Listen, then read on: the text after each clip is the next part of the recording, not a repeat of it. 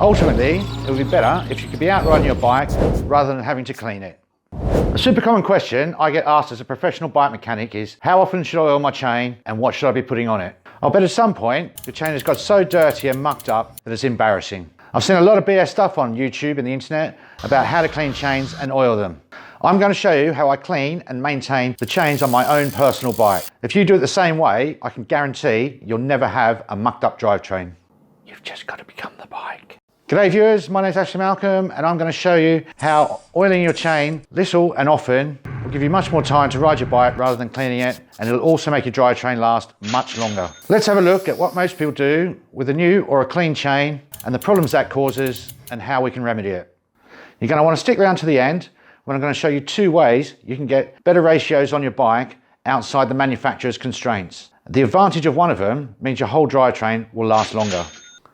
So buckle your toe straps, let's jump straight into it right now. Now what most people do when they get a new bike or they have a new chain fitted or it's just been serviced so the chain's nice and clean, is they just oil it too soon. And I swear some people just carry a bottle of oil around in their pocket, ready to get on the chain as soon as they can. That's the wrong thing to do, because what that's going to do is it's going to pick up the dirt off the road, it's going to turn into that black muck that just wears it out. If you can still see your reflection in the chain, it doesn't need a lot of oil. So let's have a look at what I would do to a chain that's got a bit dry or it's got a bit squeaky. It's squeaking a little bit when you pedal it. Some of that's from the chain, but some of it's also from the jockey wheels, because when you shift, the squeak just gets a little bit louder.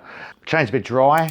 So what we're going to do is we're just going to give this a quick clean on the bike. And we're just going to do what we might do once every week or every few hundred miles, just when it looks a bit dry, but we're not going to put heavy oil on it. We just don't want to do that. What we want to do is just give it a quick clean and get back out on the road. So I'm going to do that with some GD85, and I'm going to use this because it's got Teflon in it.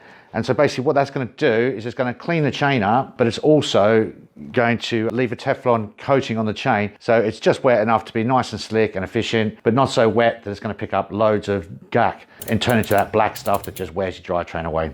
So I'm just going to get the rag and we're just going to spray it up, get it quite wet, nice kind of patch like that. And what you can do is you can just spray that on the chain and then wipe it off the chain, but you get less of it on the chain this way, and so there's less cleaning up to do and the chain doesn't end up too wet in the long run. So I'm just going to grab the chain between the front cogs and the rear derailleur cage, and I'm just going to drag it through, I don't know, maybe 20 or 30 times, something like that. And then I'm going to get the rag again, and because this isn't really very dirty, I'm not going to bother just using a different part of the rag. I'm going to use the same part, and I'm going to go grab the chain again on the sides. So now we're doing it vertically, and I'm just going to do the same thing, spin it through about 20 or 30 times, just until it looks all nice and shiny again. Yep, looks pretty shiny to me. You'll also notice that it looks pretty dry.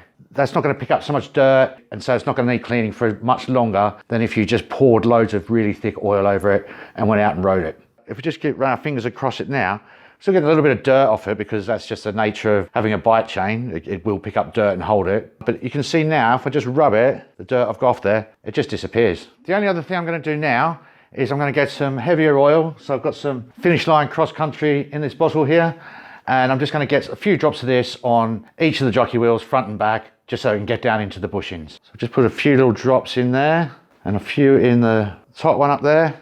And then we'll get a few down the back on the bottom one, a few more there on the top one. Just give it a little pedal through, get that lube. So we've just put on the jockey wheels, just spun into them.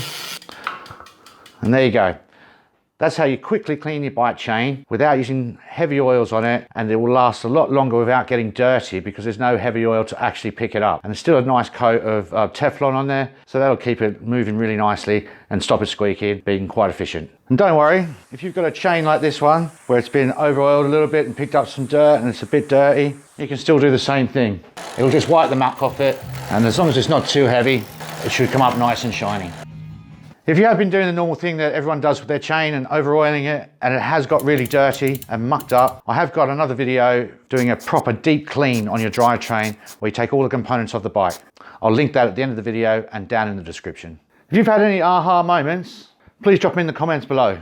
So when I build a bike for someone, or they're having their drivetrain changed, often I'll ask them about what ratios they want. And you don't have to just go with what they say on the tin, especially with the Shimano stuff. So this rear derailleur on this bike is only supposed to take a 34, but I've easily got a 36 on there. And you can see there's still plenty of room underneath the big cog to the jockey cage, where we could probably even get another 2 on there, no problem. By having that on there, the guy's getting the gear that he wants. It's not really going to make any difference, because when you get down to the bottom of the cassette, the only problem you've got in the bottom 2 cogs, it's just dragging on the big chain wheel from the little chain wheel. So you really don't want to be in that gear anyway, because it's not efficient, and you know, your chain's just rubbing away the side of your big chain wheel. And one of the advantages of doing this is that you've got more chain, so that when you're in the other cogs, rather than like just the big, because there's more teeth going around and there's a longer chain, it's wearing out slower. The other thing is, especially with the Shimano derailleurs, you can run a bigger difference in teeth than what it says on the box. Now, standardization says it's going to be 16 teeth, so like a 50-34 or, you know, 52-36. I often do stuff for customers, like the bigger cog on the rear here, where I'll put different cogs on the front than what it says on the box. Now, as long as you match the chain rings up so that the shifting works properly, you will be able to go to 18 teeth. So you can easily have on there a 52-34. So you've got that cog that you want on the front, on the small one, just to get you up the hills, but you've still got a bigger one so you can still gun it on the downhills. I'll put a 53 on here with a 34. I'm supposed to have a 50-34, and in my opinion, it actually shifts better with the 53 on it than it did with the 50 on it. Not only have we got a bigger cog on the rear than they say that you can put on there, we've actually gone past the maximum capacity of the rear derailleur. So the difference between the front and rear cogs shouldn't exceed 39 teeth, but this goes to 41, and we still don't have a problem. If you haven't already liked and subscribed, please do that now.